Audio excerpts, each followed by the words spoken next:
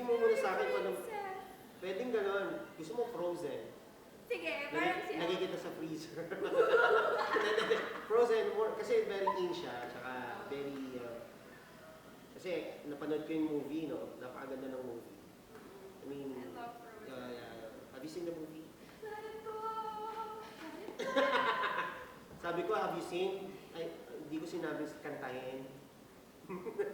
Hindi, joke. Ayan. So, yun ang concept. Yun. Okay. Frozen. That's Pero yung different twist. a different twist. How would you put a different twist to Frozen? So, instead of ice, siguro mga something dark. Wow. Black. Black. Parang Frozen combined with Maleficent. Wow. Diba? Pwede. Pwede, diba? Pwede yun. Oh, paano kaya natin gagawin doon? So for your shoot later, what will you be doing? What are you planning for today?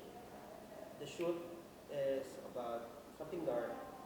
I have two gowns created by Rocky Gatterpo. So there's one, medyo sexy siya, but then again, fashionable. So medyo something fashionable. Yes. Right. Okay.